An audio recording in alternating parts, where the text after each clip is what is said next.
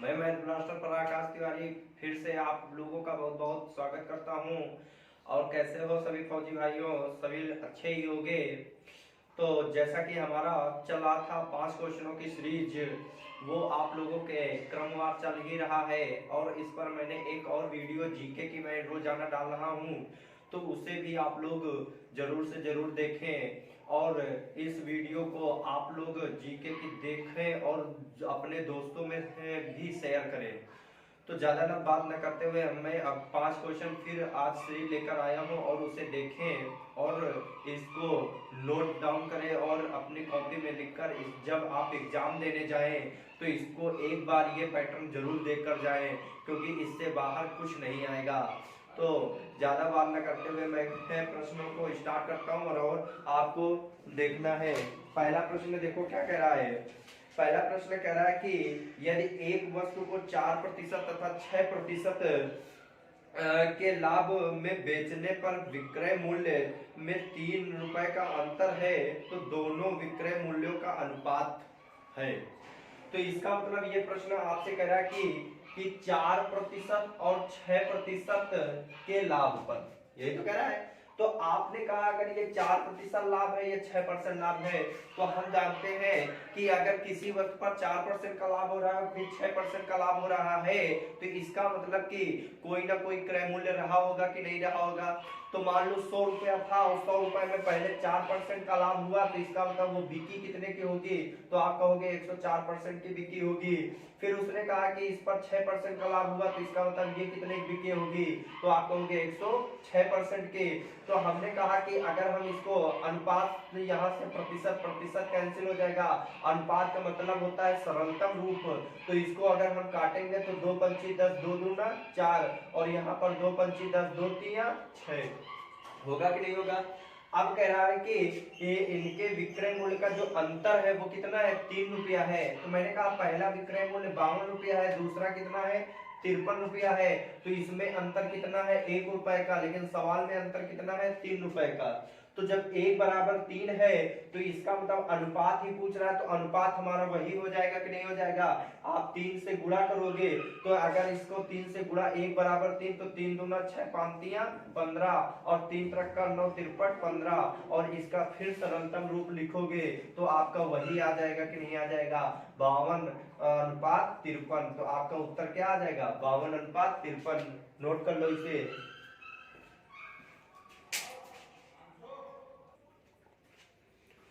अगला प्रश्न कह रहा है कि 2, 3 और 6 का चतुर्थानुपाती ज्ञात कीजिए। कह रहा है 2, 3, 6 का चतुर्थानुपाती ज्ञात कीजिए। तो अगर ऐसा प्रश्न आपसे पूछ दे तो ये पैटर्न आपका इंपॉर्टेंट बन जाता है, क्योंकि इस पर एक प्रश्न आपका लगभग हर एग्जामों में कहीं ना कहीं किसी न किसी बीआरओ में पूछा ही जाता है चतुर्थानुपाती से, तो इसे भी ध्यान रखना। तो कभी भी अगर चतुर्थानुपाती का प्रश्न आ जाए तो हमेशा याद रखना चतुर्थानुपाती बराबर होता है BC/A। तो हमने कहा ये ए है, ये बी है, ये सी है, तो BC, तो हमारा चतुर्थानुपाती क्या हो जाएगा, B इंटू सी। तो 3 × 6 ए कितना दिए है 2, तो 2 तिया 6, तो 3 तरक का 9, तो हमारा उत्तर क्या हो जाएगा, 9 हो जाएगा। तो चतुर्थानुपाती हमारा क्या आएगा, 9 आएगा। नोट कर लो इसे।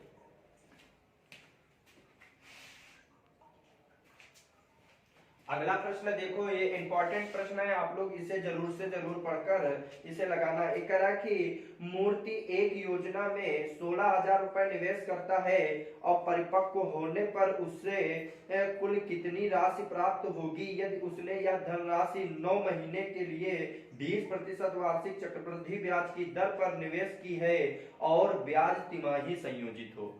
तो इसका मतलब आपको पता होना चाहिए कि एक वर्ष में माह कितने होते हैं, तो आप कहोगे 12 होते हैं, और 12 माह में छमाही कितनी पड़ती है, तो 2 पड़ती है 6-6 महीने की, और तिमाही कितनी पड़ती है, तो आप कहोगे 3-3 महीने की 4 पड़ती है क्या, तिमाही।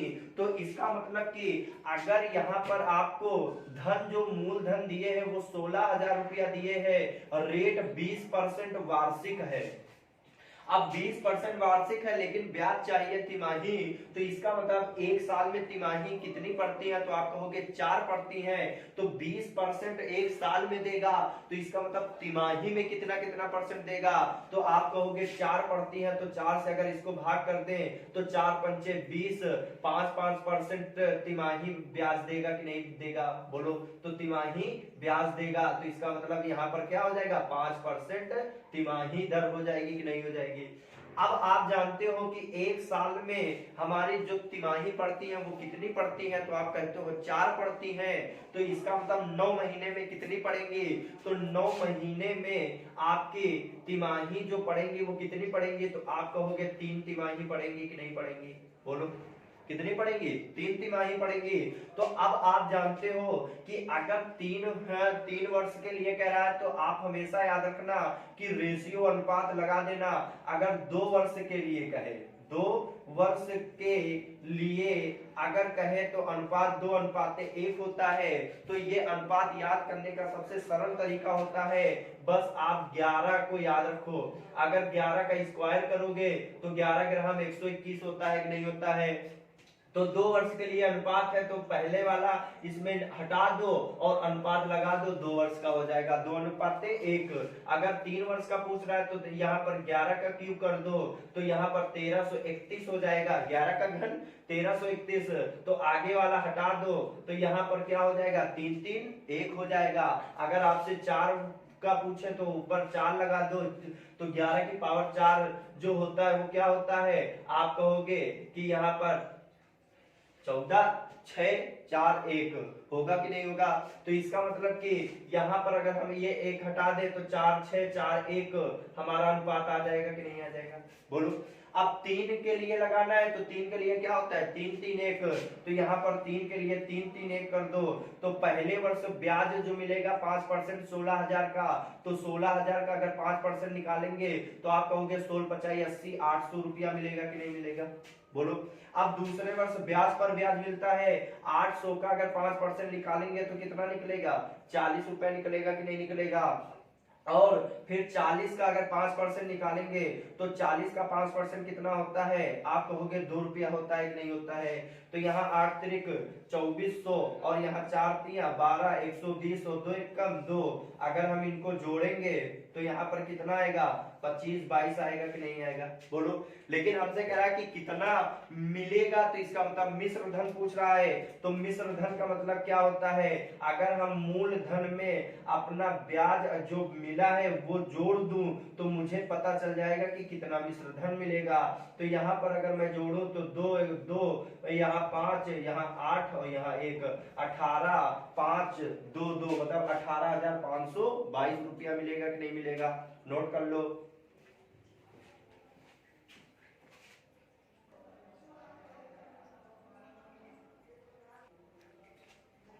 अगला प्रश्न देखो क्या कह रहा है, कह रहा है कि 2 संख्याओं का जो अनुपात है वो 3:5 है, यदि इनका मासा 20 है तो इनका लासा ज्ञात करो। तो इसका मतलब 2 संख्याओं का अनुपात जो दिए है वो 3:5 दिए है, बोलो। तो 3:5 दिए है और इसका जो मासा दिए है वो 20 दिए है। तो हमने कहा कि अनुपात रियल मान होता है, तो आपने कहा नहीं होता है, हमने कहा बिल्कुल सही। तो अनुपात रियल मान होता है, मान लिया कि पहली संख्या 3 है दूसरी संख्या 5 है, तो इसका मासा देखो तो कितना आएगा, तो आप कहोगे 1 आएगा। तो 1 बराबर कितना हो जाएगा, 20। तो यहाँ वो संख्या क्या होगी, 20 तिया 60 हो जाएगा, 20 पंची कितना हो जाएगा, 100 हो जाएगा कि नहीं हो जाएगा, बोलो। तो इसका मतलब पहली संख्या दूसरी संख्या जो हमारी निकली 60 और 100 निकली है कि नहीं निकली है। तो इसका कह रहा है कि इसका लासा क्या होगा, तो इसका लासा क्या होगा, तो आप कह सकते हो कि इसका लासा क्या होगा। तो आपने कहा कि लासा निकालने का जो तरीका होता है 100 और 60 का अगर लासा निकालूं तो आप इसका गुणनखंड निकालोगे कि नहीं निकालोगे, बोलो। तो गुणनखंड निकालोगे, तो गुणनखंड निकालने के बजाय आप डायरेक्ट इसका भी निकाल सकते हो। तो पहले गुणनखंड देख लो, तो यहाँ 2 तिया 6 और यहाँ 2 पंचे ये 10 हो जाएगा, फिर 15 दूना 30, ये 25 हो जाएगा, फिर यहाँ 53 15, फिर 25 हो जाएगा, फिर 5 एकम 5 पचम 25 हो जाएगा, फिर 5 एकम 5 एकम 5 हो जाएगा। तो आपने कहा पचम 25, 25 दिया 75, 75 दूना 150, और 150 दूना कितना होता है 300। तो इसका मतलब लासा जो होगा वो कितना होगा 300 होगा कि नहीं होगा, बोलो। तो 300 होगा। आप इसको डायरेक्ट भी कर सकते थे कि 60 और 100 का अगर हमें एलसीएम लेना है तो हम क्या करेंगे। तो हमने कहा सबसे बड़ी संख्या 100 है, तो हम 100/60 कर देंगे, तो 0 से 0 कैंसिल हो जाएगा कि नहीं हो जाएगा। 2 तिया 6 और 2 पंची 10। अब यहाँ पर आया 5/3। तो इसका मतलब यहाँ पर देखो आपका 3 आपको दिक्कत दे रहा है कि नहीं दे रहा है। अगर ये 3 ना हो तो वो संख्या भिन्न से हट जाएगी कि नहीं हट जाएगी। तो इसका मतलब इसको हटाने के लिए जो संख्या पहले रखी थी उसमें 3 का गुणा कर दो। तो 100 का गुणा 3 में करोगे तो कितना आ जाएगा 300। इसका मतलब हमारा एलसीएम जो होगा वो कितना होगा 300 होगा। नोट कर लो इसे। दोस्तों इस टॉपिक का इस वीडियो का लास्ट प्रश्न है 5 नंबर प्रश्न, तो इसे देखें और इसको जरूर से जरूर लगाएं। ये पैटर्न आपका पूछा जा सकता है। कह रहा है कि एक विद्यालय में 200 विद्यार्थी हैं, जिनमें से एक कुल का 1/5 भाग लड़के हैं, तो लड़कियों की संख्या ज्ञात कीजिए। तो हमने कहा कि कुल जो विद्यार्थी हैं तो वहां पर 200 हैं, कितने हैं 200 हैं, और 200 में 1/5 भाग कितना 1/5 भाग कौन है लड़के हैं। तो इसका मतलब अगर 200 में 1/5 भाग में देख लूं कितने हैं लड़के, अगर लड़के मुझे पता चल जाए तो कुल में लड़कों को अगर घटा दूं तो मुझे लड़कियां पता चल जाएंगी, बोलो। तो इसका मतलब 1/5, तो हमने कहा 200 का 1/5 अगर लड़के हैं तो इसका मतलब लड़कों की संख्या जो होगी वो 40 होगी कि नहीं होगी, बोलो। तो लड़कों की संख्या कितनी है 40 है। तो कुल विद्यार्थी थे कितने 200, और 200 में अगर 40 लड़के हैं तो इसका मतलब लड़कियां होंगी कितनी 160 होंगी कि नहीं होंगी। तो इसका मतलब लड़कियों की संख्या जो होगी वो कितनी होगी 160 होगी। तो इस वीडियो को देखें और अगर ये समझ में ना आया हो या इनमें से कोई भी प्रश्न आपको समझ में ना आया हो तो कमेंट बॉक्स में जरूर लिखें, और उसका मैं अगली वीडियो में आपको समझाने का पुनः प्रयास करूंगा। तो आप फौजी भाइयों से यही निवेदन है कि अगर आपको वीडियो ये अच्छा लगे तो जरूर से जरूर शेयर करें, लाइक करें। अगर आपने अभी भी मेरा चैनल सब्सक्राइब नहीं किया है तो आप जरूर सब्सक्राइब करें। और इतना ही हम रखते हैं, और इस वीडियो को आप लोग जरूर से जरूर देखें, और आपका कोई दोस्त या भाई अगर इंडियन आर्मी की तैयारी करता है तो उसे जरूर बताएं कि मैथ से अगर डर लगता है तो मैथ ब्लास्टर पे आइए और आकाश सर की क्लासेस देखें, और उससे आप जरूर से जरूर इससे ज्यादा आपका प्रश्न नहीं पूछा जाएगा, और आप लोग इसे जरूर देखें। तो यहीं तक रखते हैं। बोलो जय हिंद।